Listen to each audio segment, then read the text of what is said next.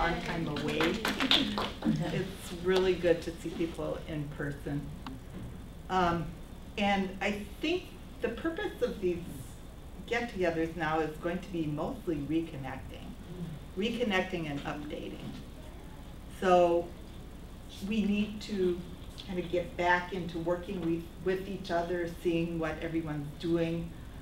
And so what we decided as a social ministry get-together is that we would ask people from different organizations, but people from our church who are working with the different organizations to come together and just talk about what the organization is doing right now and how we can get involved.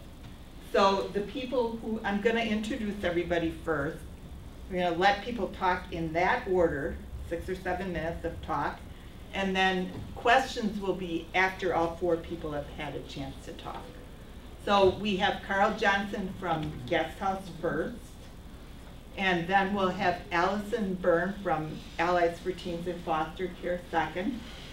Julia Murphy will do ERAS next, and Emily Wanezek will do Outreach for Hope last. So save your questions until the very end. So we should be done by about 25 after, and then we need to be out of here by about 1:45 for the next church service in case you're going to 11 o'clock church. So Carl, can you start? Oh, and by the way, I'm Beth Schultz. I am Social Ministry Committee Chair. So Carl, please start. Thank you. Thank you, Beth. Good to see everyone. So I'm going to hold up a book, The Joy of Cooking. And I asked, who feels joy when they do cooking? They've served a great meal. All right. Just about unanimous. Me too. I've really grown to enjoy cooking, and I'm holding this up because cooking is really the heart of our relationship with the guest house. So let me, I'll talk about what we actually do for the guest house in our meal program, but let me start by talking about first what the guest house is and what it does, and we'll come back to how we work with them once a month. So what is the guest house? It's a non-profit organization founded 40 years ago, 1981.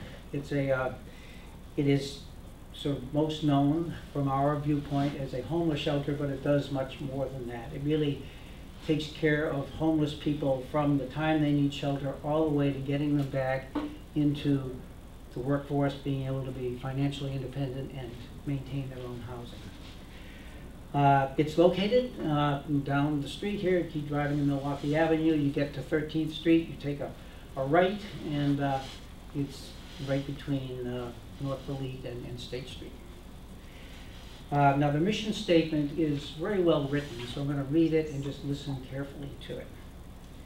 Our mission is to provide shelter, housing, education, and services to Milwaukee's homeless who seek to transform their lives with dignity and purpose. So I think that's really, particularly that last phrase, I'll reread. Who seek to transform their lives with dignity and purpose. I've been in the guest house many times over the past, going on more than 11 years, and really see that mission statement in action. They run a harmonious environment. It's very collegial, but at any times when you have 80 to 100 men sort of in that situation, tempers can flare, things will come up, but just the way that I've seen them handle those situations so well, it really goes to that idea of dignity and purpose. So overall, guest house serves about 1,200 people annually, and it does so in a wide range of services. So let me talk about the services that they perform. The shelter itself has capacity for 86 men. It's a shelter for men. And each of those slots is funded by different organizations. There's slots for veterans, there's emergency shelter guests, and there's about 22 who are in intensive recovery program for either mental health or substance abuse issues. So that's what they're their sort of quota is, but in the winter, they can take in up to 120 when it's really cold, and they open up an auditorium and put out cots for them. Always important to call ahead to know if those cots are being set up when you're going to deliver your meal. You don't want to come in with a meal for 86 and have 120 people looking at you. So the shelter program provides the hot meals, warm bed, fresh bedding, toiletries, showers, laundry facilities, and so forth. But the shelter itself is really only the tip of the iceberg for them, because for these 1,200 people, there's only 86 of the 1,200, many other people are in the program for getting into housing, getting sort of bootstrapped into housing, education programs on financial literacy, wellness, goal setting, responsible parenting. They also do job training, and they work collaboratively with Goodwill Industries and Easter Seals and job training programs. And they provide a wide range of services. I was surprised to see that a judge from the Milwaukee County Courthouse will come into the guest house and hold court there in the auditorium to handle those sort of more minor cases where people just have to clear these things from their records so that they can move on into housing. So those types of services, clinical services, counseling, case management, and so forth. I could go on, but let's talk about what we do at St. Matthew's. Most of our work, particularly the work I've been involved with, has been in the last 20 years, and I've been involved since August of 2010. Now I work on the meal program, but there's also different drives, for clothing, for personal care products. I mean, last year we did the Undy 500 drive, which is timed with the Indianapolis 500 drive, so I know you know exactly what that's about. And I called and I said, well, how many pairs of underwear are they looking for? They said, well, 200 or more. So it turned out even at 700 pair of underwear, we came in second place. But, so they keep stepping up the ante, but it was a wonderful thing to do. But the food program, we have the second Sunday of each month. So our next one's coming up on August 10th. What I do is I have some kind of inspiration come to me about what the menu should be, and hopefully that comes more than like 2 days in advance, that I can get the word out, and I usually have a roster of volunteers, people who have signed up. Our program has really changed from, quote, the good old days when we cook and go down and serve the meal and interact with the guys and come away and hear their rave reviews for our meals. Now we box it all up in aluminum pans, bring it down, drop it off at the sidewalk, and you really don't know what happened, so it's really hard to get that feedback. But at least with this new arrangement, what I did last month was I did lasagna. I split up the lasagnas over 3 people, as opposed to having me cook 6, and that really worked out very well. So I think for the rest of this year, at least, we'll be cooking food in our homes. Or preparing it in our homes, bringing it to St. Matthew's, which we did last Sunday, putting it in the ovens and taking it down to the shelter. Now, with respect to the inspirations that come to me, on page 480 of this book, a recipe called Carbonade Flamande. Anyone familiar with that? No, okay. Well, it's Belgian beef stew. You get 2-inch cubes of chuck roast and dredge that in seasoned spice, brown it, simmer it for 2 hours in beer broth. The real recipe, not beer broth, sorry, beef broth. The recipe here does say beer, but I go with the beef broth. And then bring in caramelized onions with that and serve that with potatoes and a green vegetable. It's a wonderful meal. So that's the inspiration that's come to me for October 10th. So I'll be reaching out to folks who would, I'll get the pans, I'll get the beef for you. So just asking for people to volunteer to do a pan of these beautifully delicious 2-inch cubes of chuck roast. So with that, I think my time is up. Thank you today.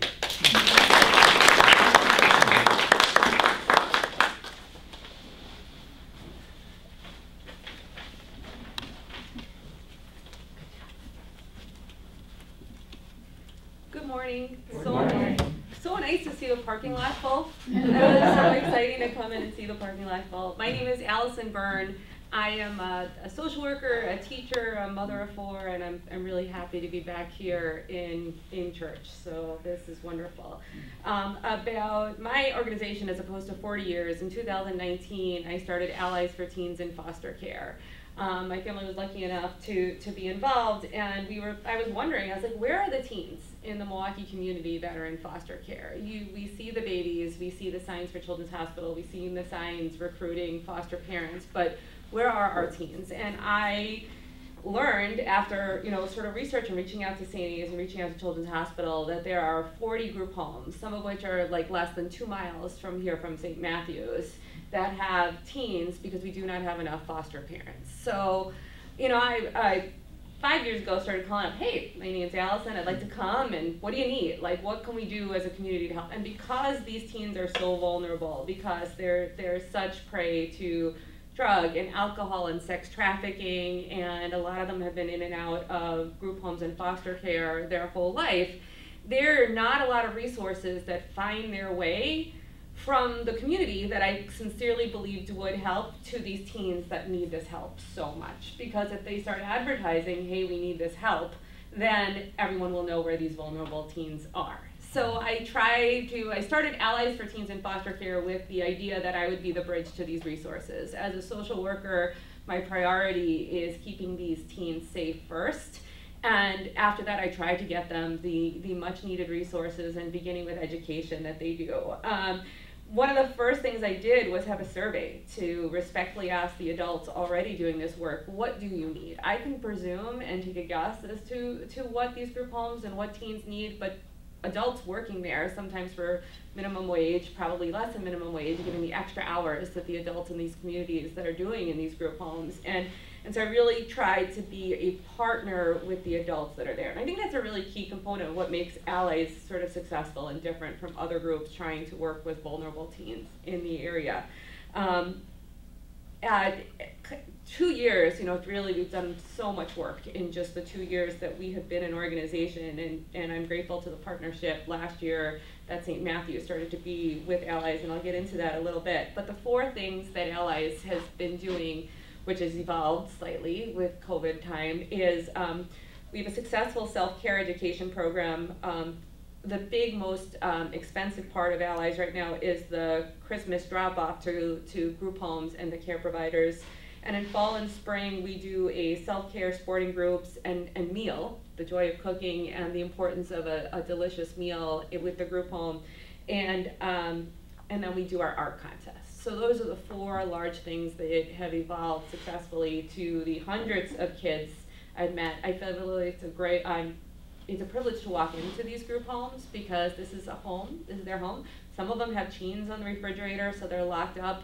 A lot of them have industrialized meals, and there's a lot of miseducation happening in this group home, particularly with self-care and teenage evolution in self-care. We all know how important excellent education is for self-care for teens to be successful, happy adults. And so these are some of the bridges and outlets that Allies is doing, including microgrants we've done, which will come back up post-COVID, but 2 of the microgrants that I'm most proud of is we were able to provide maternity clothes for a teen aging out who was pregnant, and we provided a crib and some other things to help her set up her apartment.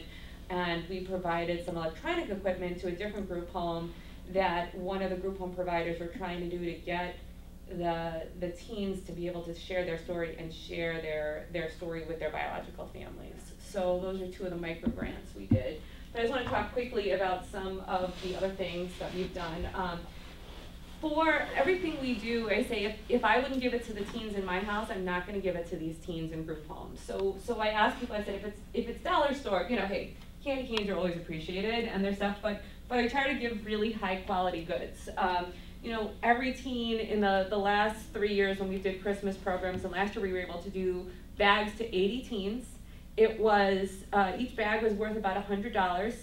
High quality hats, high quality gloves, high quality socks. I mean, of that alone can be $50, just adding all of that in. Self-care items, African American hair care products, very, very appreciated. And like some of the quotes that I asked, you know, because I'm always asking for feedback, like what do they like, what do they not like, and we get the most grateful kids. These kids come out and help me carry stuff. These kids are awesome. They're very grateful for anything they give them. And a bag with $100 of items like this, I've never had a Christmas like this. Is this all for me? You're gonna make me cry. I'm so happy. No one ever thought of us like this before. Oh, I wasn't expecting anything, but it feels so good to be thought of. And these are direct quotes from last year's program that some of you may remember was done in the classrooms here at St. Matthew's. So at this point, it's grown that I couldn't do this without a partnership with St. Matthew's or another space. I'm really grateful for this partnership and completely believe in this all-volunteer program. And then the big thing that they get also is a $25 Target card. 80 kids, a $25 Target card, but the feedback I also get from the adults is a lot of these kids use this $25 card to buy a gift for somebody else.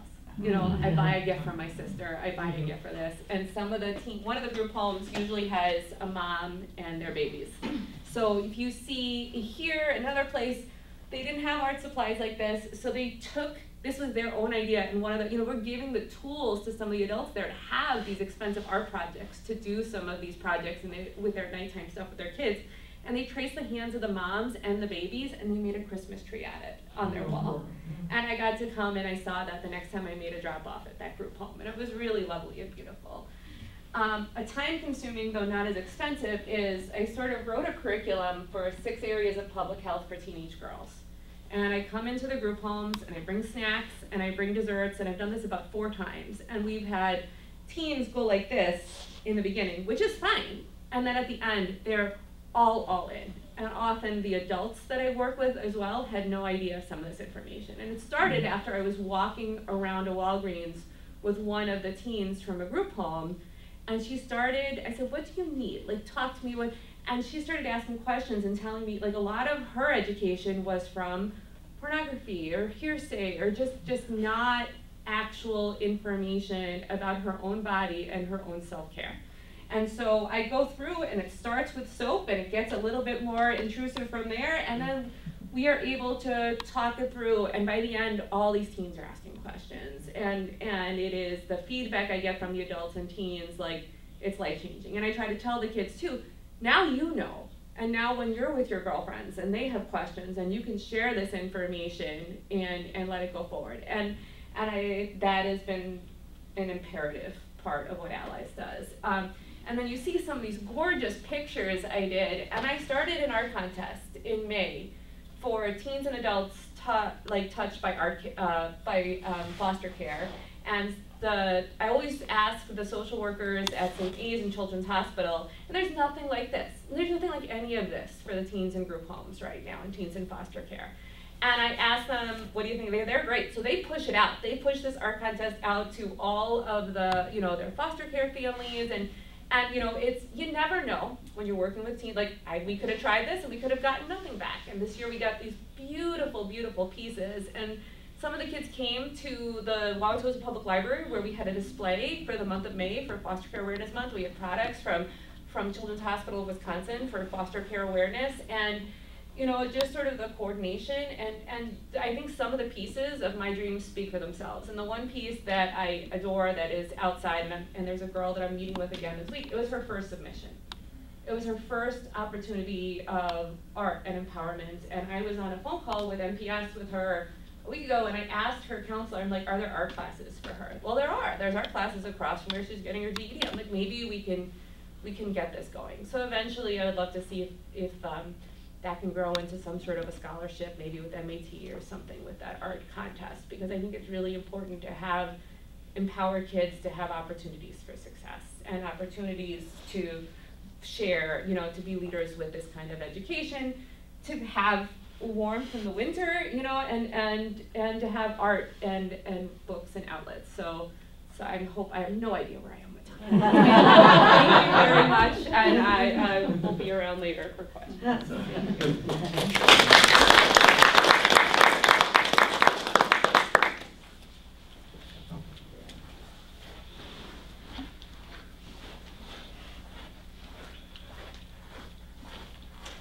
I'm Julia Murphy, and I'm going to speak to you a little bit about ERA's Senior Network. And I wanted to begin by telling you what ERA's Senior Network is not. ERA's Senior Network grew out of a program called Interfaith Older Adult Program.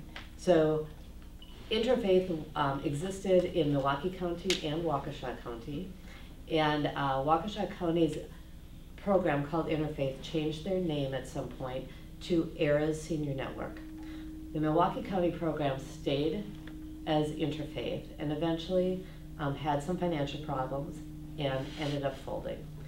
Milwaukee County really relied on the work they did and eventually asked ERAs of Waukesha County to take over the program here in Milwaukee County.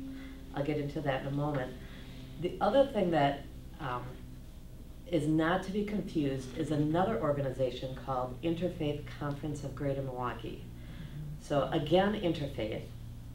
That interfaith organization is alive and well, and what they do has nothing to do with helping seniors. So they do kind of what they say. They have all different religions, very different. The Lutheran Church of Greater Milwaukee is one of the members, as is the Buddhist organization and the Catholic organization and everybody in between, and they bring people together to talk about their differences and their similarities and how we can know each other better.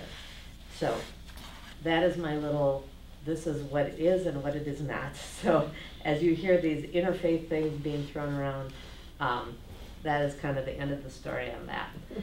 So here we are today, Milwaukee County, and I'm just going to put up a graphic here. ERAs, no, don't get me started. ERA's Senior Network. There we go. Oh, come on, be bigger. There it is. Why is it called ERAs? And a lot of people see that name and it's like, is it Aras? Is it what, you know, how do you pronounce this? Well, it has to do with the word era. Are you as a volunteer or as a person in an era where support is where you need support, where you can be a volunteer, where you are a family caregiver, or at a place where you can give something back. So we all go through different eras or seasons of our life, and that is what ERAS is there to support. One of the reasons that they changed the name from Interfaith to ERAS, previously Interfaith used the network of churches to be member churches. St. Matthew was a member church of Interfaith. Jane was the representative here for many, many years. The office was actually next door at the Methodist Church. But they realized that they were leaving a whole bunch of resources untapped. So now ERAS also has a network of schools that partner with them, and corporations and individuals. It isn't just limited to this network of churches. So here at St. Matthew's, we are a part of ERAS in providing volunteer opportunities for members, also services. So it's a nice way for if a member calls and says, I need help, we can refer them to ERAS. What does ERAS help with? Or what do they do? They can help seniors with rides to medical appointments, getting groceries, yard work. I always assumed yard work meant raking leaves, but they do more than that. Clean gutters, wash windows, weeding, installing screens, trimming bushes, putting your yard furniture away. You know, you don't think about that, but man, if you got problems lifting, what a huge help that is. So those are all things that ERAS does and provides. Another really important service, especially during this COVID time, and that is their friendly phone call. So the social isolation among seniors has been huge. So you can receive weekly phone calls, and you can volunteer to make weekly phone calls, to check in on somebody, see how they're doing. ERAS also has sort of like, Allison was talking about a holiday, you know, volunteer will drop off a bag, a gift. Just knowing that somebody thought of you. Doesn't have to be a lot. In this case, seniors are appreciating maybe a handmade card from the Sunday school kids and a little treat. And just knowing that someone thought of them can be huge. So those are some of the things ARIS does. So here at St. Matthew's, we also support them financially with I believe an annual donation, which would come from our offerings, and also doing things like hosting the mom sale, which we did last week, and we sold them all. So we get to write out a check to ARIS for $250 for the money we raised for them. This is their other, one of their, two of their other actually big fundraisers, the Santa Run Walk, and then in a couple weeks here they have their tapestry event, which will be virtual this year, and I'm planning to go to that. So that is ARIS. Thank you for your time.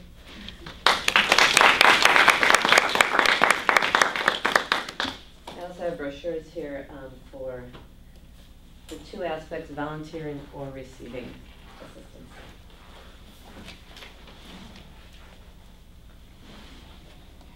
Good morning. Good morning. Really good to see you all. Like Allison said, great to see people gathering again.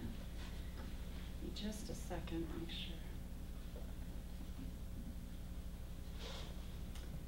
So I am, in terms of involvement, I think the newbie of this group. I have been working with Outreach for Hope for the last, my name's Emily Wanezek, I should start with that. Sorry about that.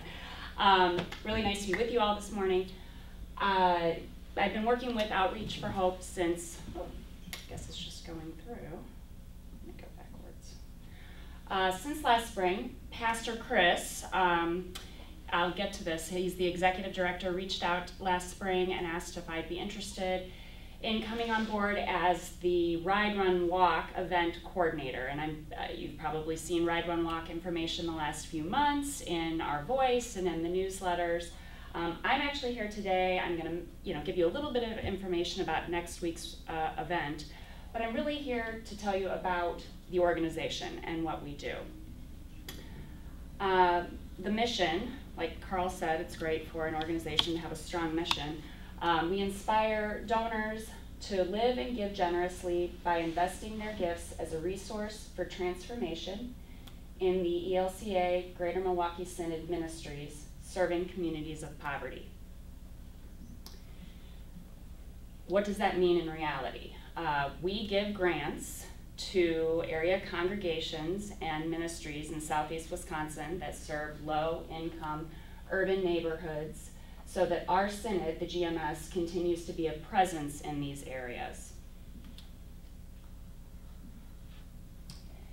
A little bit of history. In 1995, the Greater Milwaukee Synod established what was called the Outreach Fund.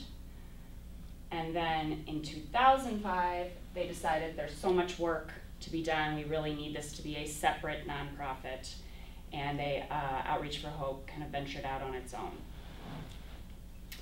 In 2008, our biggest fundraiser of the year is our annual bike ride. We've grown that event a little bit this year and added a virtual run element that people have been logging their miles over the summer.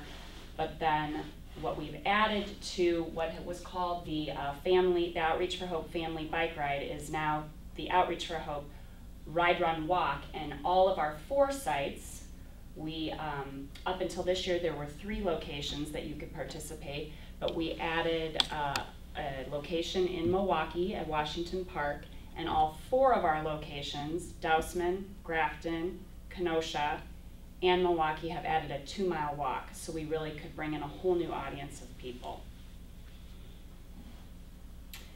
Like I said, Pastor Chris in 2020 left St. Matthew's and became the new executive director, and at the same time, the organization was celebrating its 25th anniversary. The Outreach for Hope is a staff of 5, myself, Pastor Chris, and then Robin, Lee, and Phil not only work with us hand in hand, but they split their time with the Greater Milwaukee Synod as well. So they're kind of part-time in each organization. So Outreach for Hope provides grants to, right now, 15 ministry partners. That fluctuates, 14 some years, 17 some years. This year, 2021, we have 15 ministry partners, most of which are congregations that you may be very familiar with, like Reformation. We also partner currently with the ELCA Outreach Center in Kenosha. They have been very involved in helping with next week's event, as well as the ELCA Neighborhood Camp that operates primarily in the summer with youth programming. We also have a board of directors that make all the smart decisions behind the scenes, and you may recognize a couple of names on there as members of St. Matthew's. Dylan Mann and Lorna Prantill are both very involved. So what do our ministry partners do? The 15 organizations and churches that we work with, how are they serving others? They are offering food pantries, 18 of them currently, and meal programs. There are 14 programs that serve youth throughout the year: after school tutoring, summer programs, child care, diaper pantry, strong baby sanctuary. A lot of the efforts that you see here are things that we're doing at St. Matthew's. You'll hear about a diaper drive. You'll hear in the spring about the strong baby sanctuary, and we're asking for baby supplies. So a lot of what we are giving at St. Matthew's are then in turn serving these programs. In the summer, 12 gardening programs and a beekeeping program,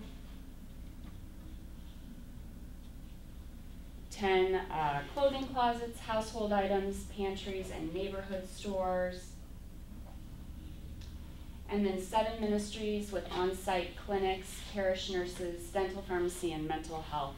I mean, really, oh, and of course, the ministries offer bilingual community services. Is that there's quite a need there as well. Literacy classes, legal and employment services, prison and sobriety ministries, programs for the elderly and refugees, and sex worker sanctuaries.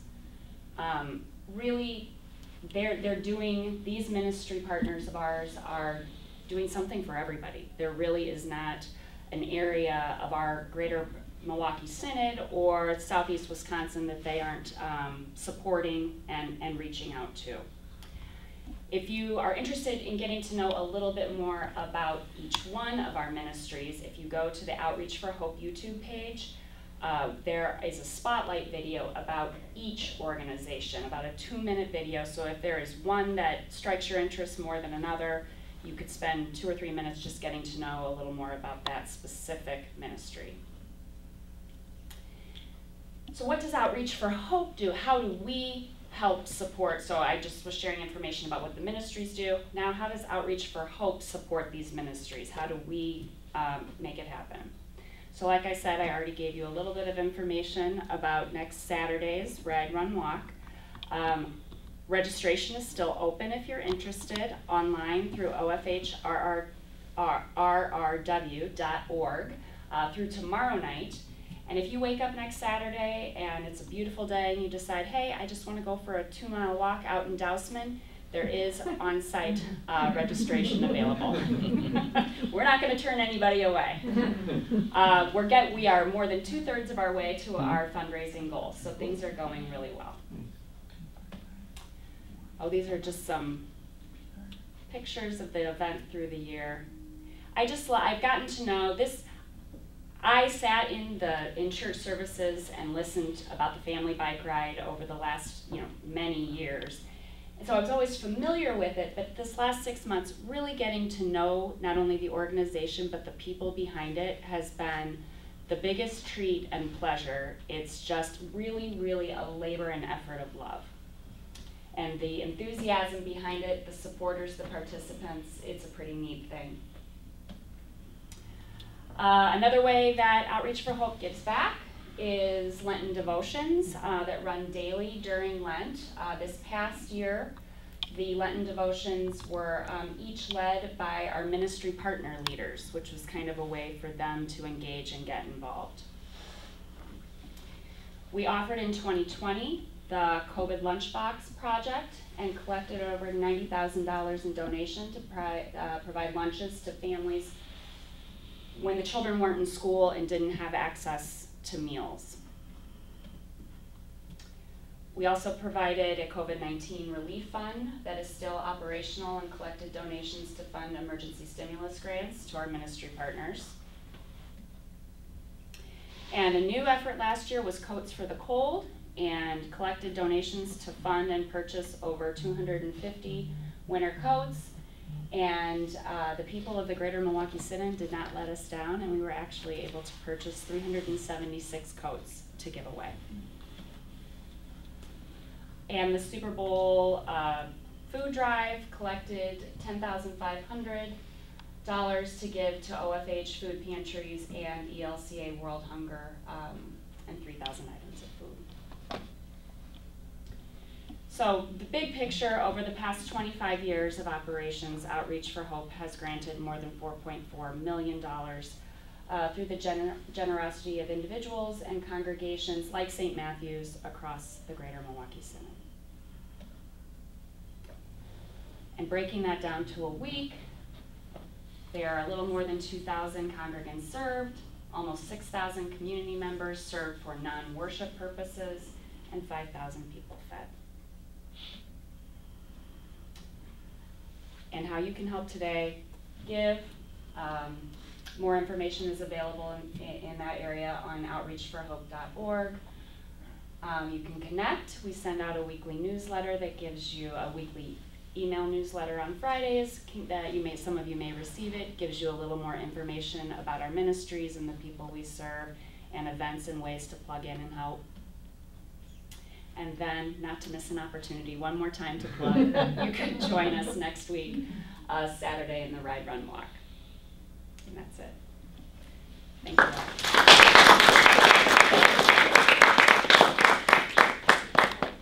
all. Thank you. I think, I don't know how you feel, but I sort of felt like things were on hold during COVID, but it's clear that that was not true, that God continued to work through many organizations and people, and I'm so thankful for that. So what we'll do now is we'll open it to questions. I think you can probably stay wherever you're at, and then people can direct questions to you. And we'll go till about 1:45 if we have that many questions. Otherwise, you could stay after to speak to people specifically.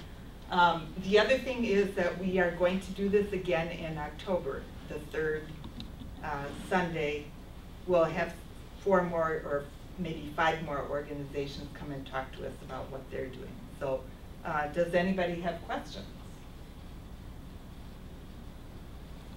Pastor Ann?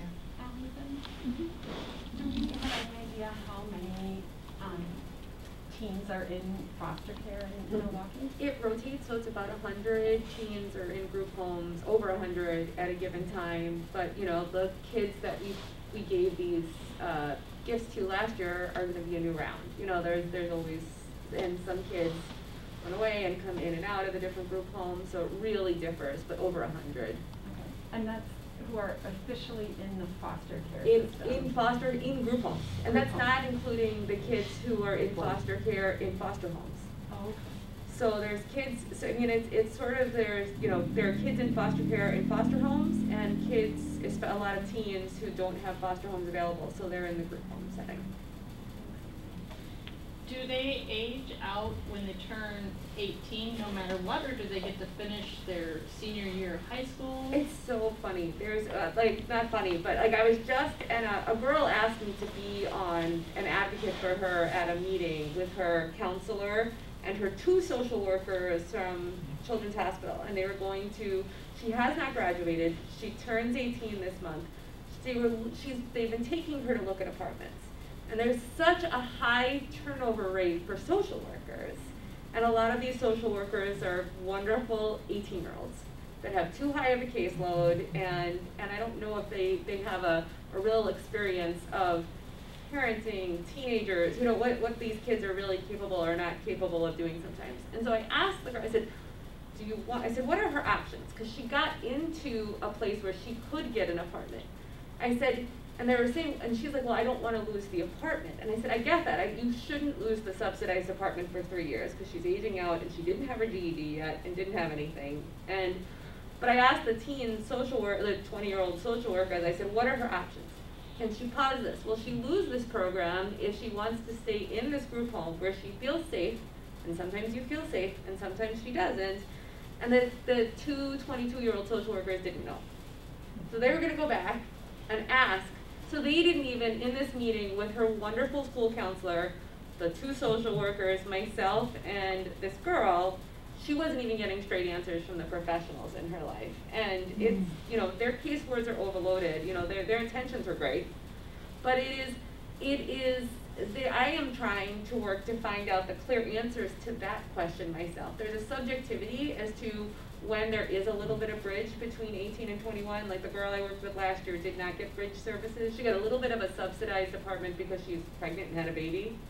But there's not one clear path, and there are so many different organizations that kind of work, and these kids get lost so easily in what their options are and what their options are. So I'm meeting with this girl on Wednesday, and I have no legal authority to be an advocate for her.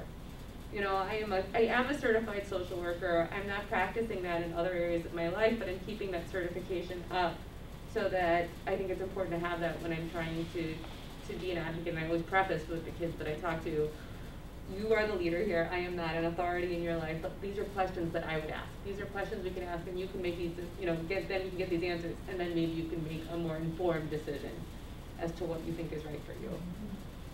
But I just think about how many kids turn 18 during their senior year. Yeah, yep, a lot of them turn 18 during their senior year, which is why 1 and 2 are pregnant, and they go right to, you know, and there is a slippery slope into sex trafficking, you know, and it starts, like some of the other organizations that work, like it starts with maybe you're hungry. You know, maybe you go into sex trafficking in the beginning because you're hungry, you know, and sort of trying to, I was working with Mount Mary's and working with a couple other colleges that are really excited to work with kids who age out of foster care at 18, and that's not, it's too late. You have to start working with 13, 14-year-olds, getting kids incentive to do well in high school so that they're actually ready. Because when they're 18, they're sometimes aging out and throwing basically, you know, we're lucky if they have a 12-year-old education and mentality out into the world, which is why the vulnerability and lack of success being defined as maybe living wage jobs and autonomy to make good personal life choices is really not available to a lot of these teens aging out. And these are kids within 2 or 4 miles of St. Matthew's that are so vulnerable and very, very alone when they age out. And again, I am doing this as somebody who's a teacher and a social worker, asking all of the professional organizations, like, what do we need, what do we do? And there's very little services for these kids. Yes? Yeah, I don't hear real well, but you may have addressed this. I know that Lutheran Social Services has been contracted to really administrate many group homes. And do you know the relationship between the group homes and Lutheran Social Services? I don't. A lot of I know there's St. A's, and I believe there's an overlap between St. A's and Lutheran Social Services. I know, like, but the group homes, that these 40 group homes are mostly privately licensed group homes. I requested and attended the DCF meetings. I've been to 3 of them and been on the agendas for the DCF group home meetings.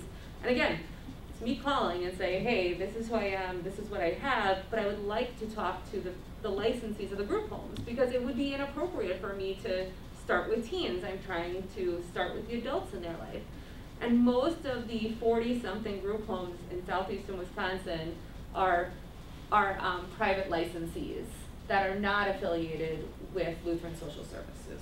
You're sure about that? Nope. I know, but I have been in the room and I have worked with, I actually had 2 of the gentlemen who operate 2 male group homes meet with Robin Vining, because in Madison they were working on advocacy is one arm. If I had 100 hours, you know, in a day, like I've been to the Madison lobbying foster care day in May, and I had Robin Binding because they were working on legislation for relicensing group homes, and they were doing it on a state level, and the rural needs of group homes and teens in foster care are very different than the urban needs for group homes and teens in foster care. And so a lot of the legislation weren't really differentiating between the needs of rural versus urban. And the two gentlemen that were running a really beautifully well done male group home came and talked to Robin about some of the legislation that was there, and there was very little. I asked the 40 members at one of the DCF meetings, has anyone from Madison come and asked you about what you do and this new certification and how this affects your work? And no. So again, I'm trying to be the bridge between the people actually doing the work and the people actually writing the legislation. And there is, across the state on the rural level, a real push for an ending of group homes. And I understand that theory, like I really do. Like a group home is not a fun place most of the time. I try to make it more fun and more hospitable and bring different holiday things into it. But it's way better than the street. And like you have to address the needs of the group homes that are operating there before, you know, on a rural level we're trying to do it. And it's the whole foster care system on the state. And again, I am a complete amateur. Do I know for sure any of this? No, I don't know any of that. You know, this is my work for the last 5 years. In my part-time, not even part-time, like my independent, not hobby work for the last, I don't know what you call passion, or whatever, like trying to figure this out because I believe in it. And it's a mess, it's inconsistent, and there are not a lot of educated advocates to try to figure out what is or isn't happening in the population.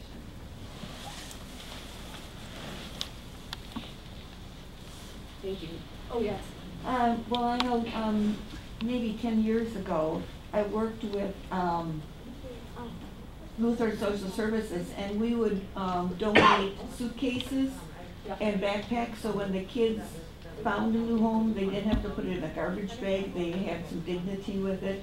And then all of a sudden Milwaukee County took that over and took it away from Lutheran Social Services. So those things happen from time to time. It is, and it's somebody gets an idea and they take it and then they move on to another job and then the idea gets lost. Right. You know, and so I reach out. That's part of why I think it's really important for me to talk with the licensees, the group home licensees, and someone's like, I have suitcases. Do you need suitcases? And this is where I am as a bridge. I can write to my 15, you know, I've got 15 good contacts now for people licensing and running these group homes, and some of them run more than one.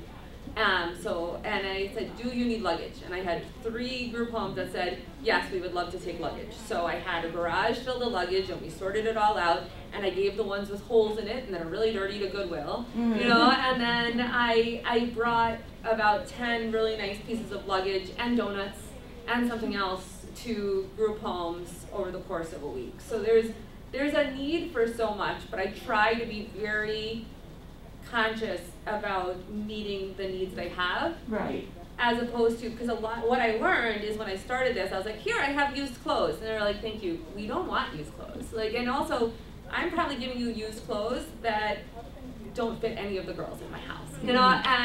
And so I do have to act a lot of times as a filter for what, and I try to be very respectful to what is wanted and needed in the group homes versus sort of some organizations will bring, ironically, like garbage bags full of stuff and just leave. And part of what we and my family and my children help me do, and my husband helps me do a lot, is filter through, like, people give me open rolls of toilet paper. People give me, you know, socks with holes in it. Like, that's not things I am going, part of why I have a good relationship with the group home providers is because everything I try to bring quality. You know, and if you add, like when we did the tree at St. Matthew's, and you know, I asked for name brand socks, not because I don't think there's value to not having name brand socks, but these kids are used to getting a lot of hand-me-downs with holes in it and dirty and whatever, and I think there's a dignity to giving them new items that other kids whose aunts and parents and other people in their school have,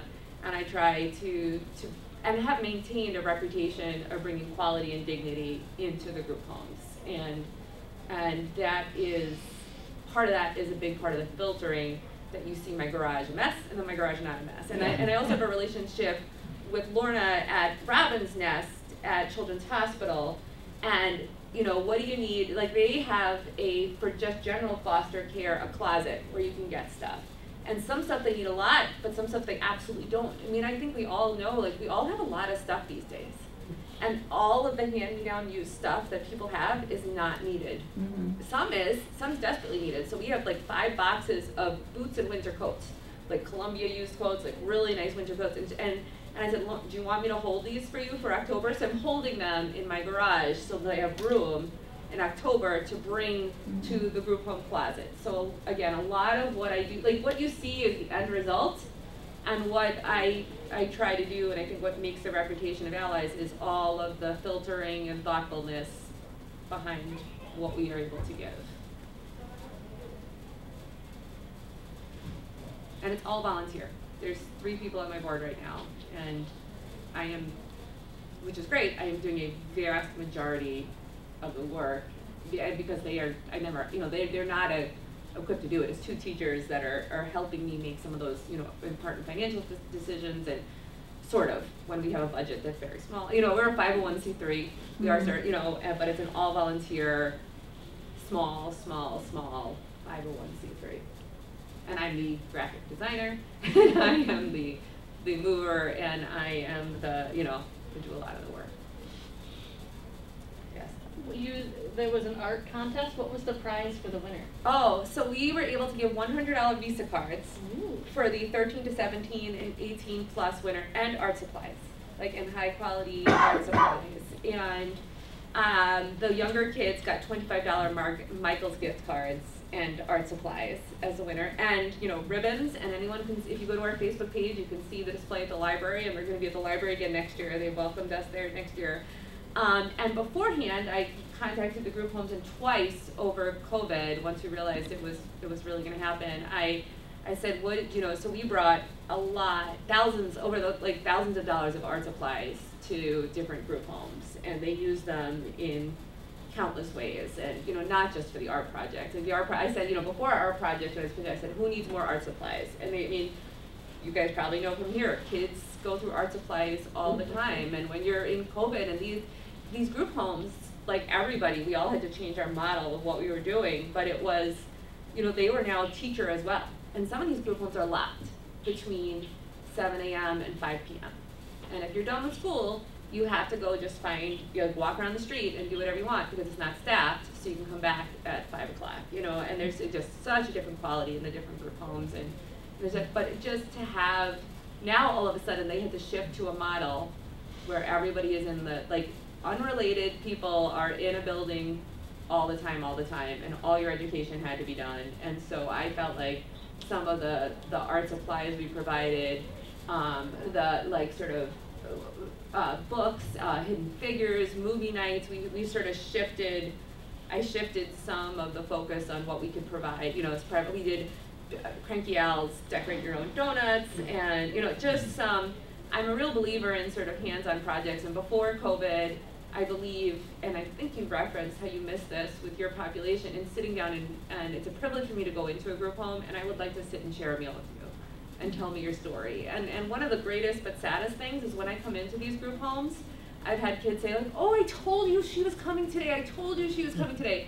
And they may not have been in this group home for 3 months, but there aren't other people coming. There's no aunts dropping over, there's no, you know, there are no people dropping over to just bring them stuff to make their days more fun. The other thing I wanted to say is, you know, making connections is so important. And I have Michelle Burmeister's card from Seabird Foundation. Oh, thank you. And she's talking about some organizations or that Allison might connect with, and even financial support for some of what she's doing. So things like this are so important. You might know somebody who can that'd be great. help out here. Yeah, you you want to sponsor Christmas for a group home? You can, you know, you can, like, you want to. There's a lot of opportunities. It's an odd situation because there's really not a lot of hands-on, because it's not safe. I can't it's not my home to invite the public to, and it's not my place to expose teens when I can't, like, their safety has to be my priority. But I do know that everything we're given is appreciated. And I said, these kids are so nice. I used the last 2 years we brought gingerbread making kits as well. And one of the boys came out, and the guy said, oh, this is our baker, and he loves it. He loves to do this. You know, I brought cake decorating kits and sprinkles, and just, these kids are teens and they're kids. They love this stuff too. It's just a lot of work to put it together. Anybody who's parented a kid knows that's a lot of work to put together, and it's not cheap. You know, it's not cheap to provide some of these supplies. Do you have any other questions of any other organization? Otherwise, thank you so much, everybody who came. I really appreciate your giving us all the information about things that are continuing to go on during COVID, so thank you.